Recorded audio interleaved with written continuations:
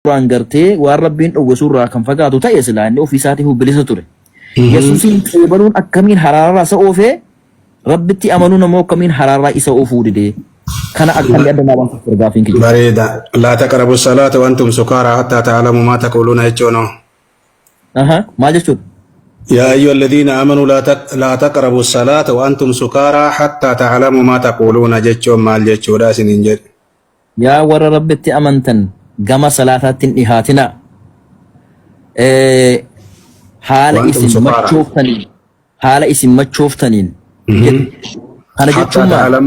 حتى تعلموا ما تقولون وان جتن هنجبيك تنتجد كان أفوز لهم ماتشين هنا يمتي جتشود كان ماتشات أيوة هدو غاريدا غافي برينا رفت ربين فرشو يوكاو وان نما مچيسو كان حرام غو چوداف مرا افر آيا بوسا يرو افر سياتو كون اوغون دندو لا متيغا فكينيا اولين افر تما بيديما توريدا بيبر كريستوسي تدونان غو يمتو كون ديسه لا اكاسيمتي وندي راتي كون فلفلاتي دغ فرزتني ماتي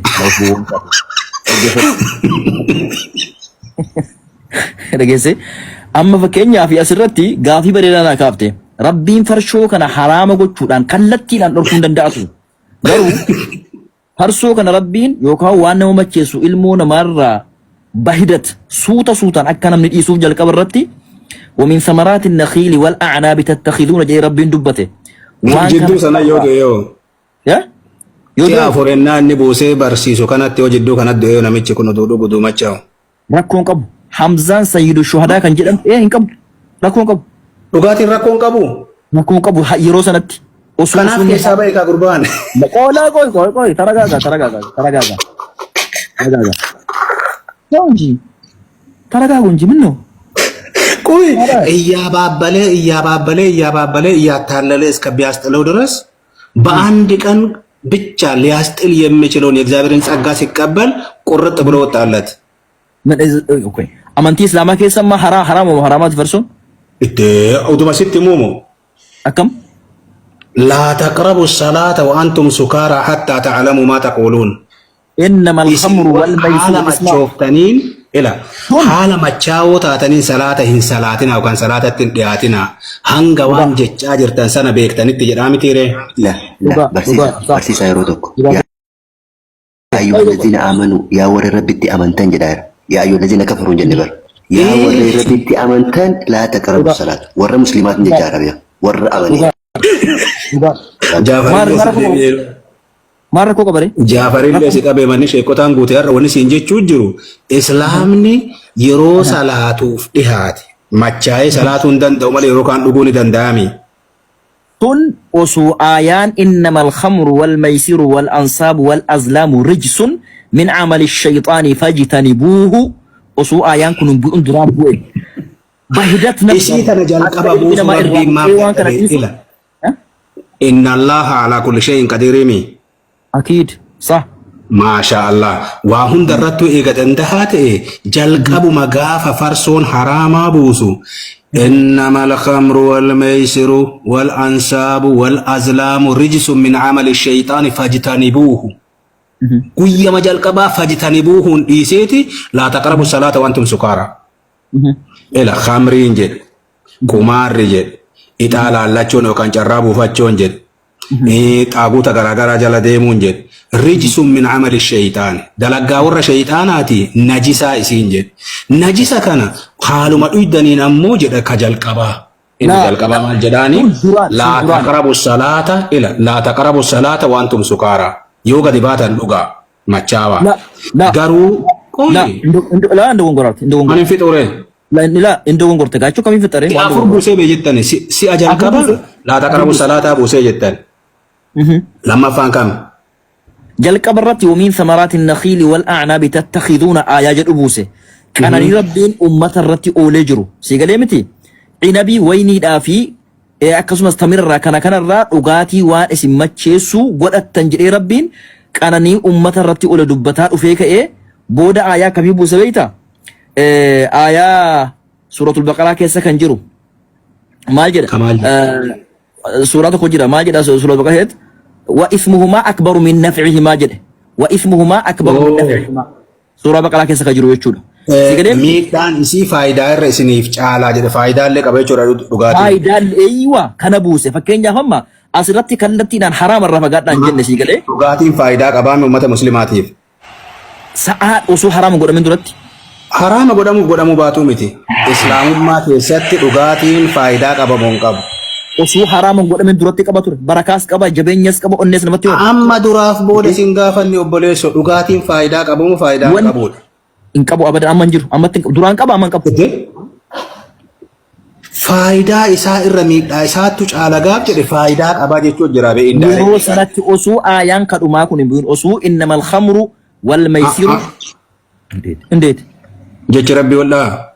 Wallah? Jecha kan wallah walaka rabbi walin na'u. Eekshu. Jalqaba nakli irraa inaba irraa dhugaatii farshoo midhaaffattanii jedhe. Badalleen jenne gaariilleen jenne. Bira dabreeni.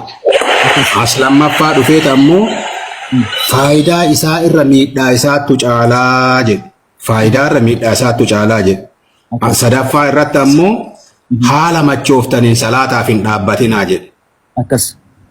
Afraffaa irratti ammoo laa taqrabu salaata innamal khamru wal maysiru wal azlaamu rijsun min amali shayxaanii dhufee jedhe. Sadarkaa arfan kana keessa haga deemutti namni gidduu kanatti du'e maal ta'a? Rabbi san gaafatu. Hin gaafatu. Rabbi san gaafatu. Bilisa. Waajii madagaartaa. Maa waajii addunyaa guutuu dhagaa nama 570 dhagaara waajii qofa maal? Ela gaaffiin kiyya inni jalqabaa inaba fa'a irraa midhaaffattuu jedhe. Atamii isaa irraa midhaaffatan himeefi. Akkas. Atamii irraa midhaaffate hin himee kan lammaffaa immoo isuma kanayyuu faayidaa isaa irraa miidhaa isaatu caalaa. يسألونك عن الخمر والميسر قل فيهما إثم كبير ومنافع للناس وإثمهما أكبر من نفعهما. بركاته. واي خمري الراس قافتني جد. حلال مو حرام جد أني سقافتني جد. إنني إثمي ما سيادة جدين جد. شبو جدين جد. خمرين شبو. Cubbuun kun garuu faayidaa irra inni isinii qaburra miidhaa inni isinii qabu caalaa jedhe. Cubbuullee eeyyama jechuudha Allahuun. Maashaallah. Taragaaga akkasuma sun taane fakkeenyaaf amma wanni kuni ilma namaa kana rabbiin akka nuti yaannutti yaadu li'annahu rabbiin yeroo tokkoon waan kana buusee haraama irraa fagaadhaa jechuu dandeettii qaba ture. Garuu rabbiin rabbi waan ta'eef laa yus'alu ammaa yaf'alu wa hum yus'aluun. Waan hojjeturraa namni isa gaafatu tokko hin jiru. Akkam? Waan inni godherraa hin gaafatamuu fi wahuwa alaa kulli shay'in qadiirii waliin hin deemtu. Akkamitti? Wahuwa alaa kulli shay'in qadiiriin Allaahun hundarrattuu dandeettii qabaadha. Dandeettii qabasa. Waan godherraa hin gaafatamu wanta namni godherraa ammoo nama ni gaafataadha. Sun diktaaterummaadha. Akkas. Sun diktaaterummaadha. Diktaaterummaadha. Rabbi bar. Rabbi cuma. Koi. Ela. Haadhatiyyaa haatinuu haadha qabdii mooyyeen qadaada qabdi jennaan ati dhabuma boo'i haadha tante keessa anatu beekaa jedhe soddaan jedhe. Yeesa warreen ofi ta'uu hin. Kunillee yeesa warre maami kasiin jechaa jiru. Ela Allaahun maal jedhe. Naqlii fi nabarraa midhaaffattanii jedhe. Akkas. Dhiisaalleen jenne dhugaalleen jenne kanarraa midhaaffattanii okee biqilee watti maktan gaarii ta'ana fakkaata. Akkas. Kiyya sun. Kiyya. Yaada kiyya. Yaada kan qebalu kan rabbii malee nuti akkamiin qebalu. Ela akkas jedhee lammaffaa irratti maal jedhe yas'aluunaka anil khamri jedhe. Ayanni ayata madiinaatii mi. Warri madiinaa kun gaafii heddummeessa waan taateefi waa'ee khamrii irraa si gaafatanii khamrii jechuun wanta mataa nama naannessu jechuun cubbuu dilii jedhiin jedhe ifmi jedhiin jedhe. Akkas. Cubbuu tana keessa ammoo miidhaa isii irra faayidaa isii irra miidhaa isiiti caala jedhiinii jedhe. Akkas. Garuu yoo dhuddan isin miidhaa qarshii isin baasisaa amma awwaleen maal jechaa ture rafuuf jecha dhugaatii gosa garaagaraa dhugee xuuxuu gosa garaagaraa xuuxaa ture jedhe. Akkiid. Hirriba raffisaa jira. Faayidaa siif qaba. Miidhaalleen qaba. Qarshiillee fixaa jira. Allahuun dhiisisuu hin dandeenye beektaa aga kana. Isaa ji'a jahatti quraana buuse Allahu kadhatee dhiisisuu hin dandeenye, salaatee dhiisuu hin dandeenye, soomana soomee dhiisuu hin dandeenye, ilma musammaa ta'uu dhiisuu hin dandeenye, obboleessa mubaarakii ta'uudhaan dhiisuu hin dandeenye. Namni kun gaafa shiifti godhee ati na dhiisisuu dandeetta, humna naaf ta'uu dandeetta. Maal jennaani wangeelatu Tiitoo boqonnaa 2 lakkoofsa 11 fi 13 irratti akkana jedha. Amma kan isa kana xumurru amma. Kana siifitee achi dhufaa mire waa'ee bamma akkaataa inni ittiin dhiise Allahu nammoo eeyyama kenneefiiti miidhaa isaa irraa faayidaa isaa irraa miidhaa isaattu caala. Waaqayyo ayyaana isa nama hundumaa fayyina kennu mul'iseeraa jedha. Ayyaana jechuun grace isa jennu jechuudha. Yookaan ammoo imaana akka loqota siif galuutiin Rabbiin imaana nama hundattiin fayyisu kenneera jedheeti. Ayyaanni Waaqayyoo kunis jedha. Nuyi Waaqayyo malee jiraachuu kajeellaa biyya lafaa isa hamaas gannee jechuun darbannee osoo hin taane ganuu beekta miti dinnaa madrag gannee bara kana keessa of qabuutti qajeellinaatti namoota Waaqayyoo taanee akka jiraannu gorsee gara gaarii itti nu deebisaa jedhe ayyaanni kun.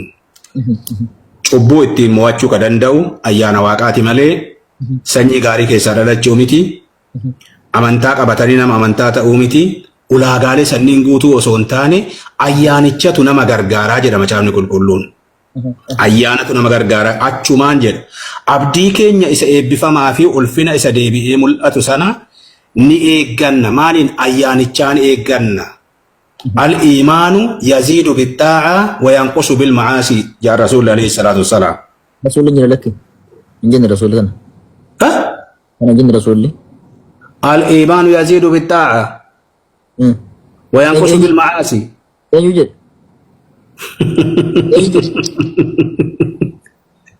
طيب أيه إنجن حريفنا إنجن. Ayyaanni abdii keenya isa eebbifamaa fi ulfina isa deebi'ee mul'atu sana in eegganna. Inni mul'achuuf jiru Yesuus Kiristoos inni Waaqayyo keenya isa guddichaa fi fayyisaa kennaa jedha.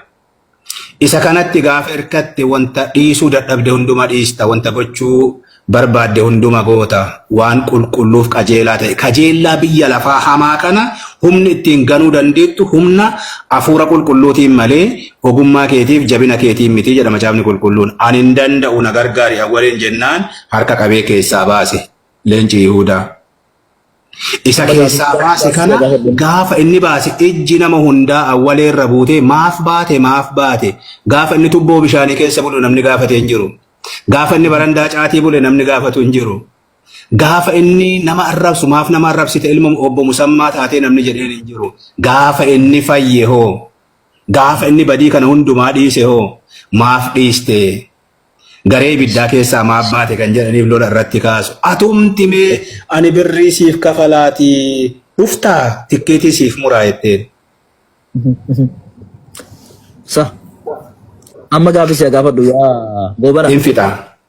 Goobana. Gaafa akkas jettu isaa kaleessa machaa'u sana machii kana dhiisii jechuu maaf dadhu ummanni muslimaa noot si obbo Hamzaa qofa miti. Ummanni muslimaa yeroo sana addunyaa irra jiru ka miidiyaan as bahee obboleessi isaa Mubaarak wallaahi ati obboleessa kiyya miti jedhee ka irraa mormate sun kaleessa gaafa inni machaayaa ture maqaa obbo Musammaa nyaate sana maaliif guyyaa sana har'aa kaasee machaayaan kun obboleessa kiyya miti, qamaateen kun obboleessa kiyya miti maaf hin jenne har'a inni Yesuusin fudhannaan ka inni illeen akka jedhee ummanni muslimaa hundi irratti qabsaa'aniif maaliidha? Mike Free. Okay. Galatoom. Ulfaadhu galatoom. Amma kallattiin awwaleen gaafadha. Gaafiinan gaafadhu awwalee obboleessa kiyya awwalee qur'aanatu dhugaa jedhemoo qur'aanatu waa aarsaa jedhemoo qur'aanatu suusii si ajajemoo akkamiin akka waan qur'aanni waa yakka jedhame hundatti si ajajnaan amantii muslimaa keessa yeroo jirtu yakka waan jedhamu hunda raawwattee yeroo immoo gartee gama kiristiyaa yookaan gama gartee Yesuus Kiristoos waaqa jedhamu dhufte wal iyaadu billaa waan suusii waan hararaa jedhamu irraa bilisa taate kana qofa naa deebisi mi'ati. Lamaanuu ganaa isaa dhibu. Innaan achi na obaasu dhibu. Inni nas dhufe si sana dhiisise dhibu. Kun humna koo miti deebisuun. Maa jechuudha. Gaafi naa deebisi gaafi deebisi. Baabaan deebinee kun. Deebisi. La miti la qoyin. Jechuun ana hin jedhe akkuma isaan amma jedhan afaan sii galuu.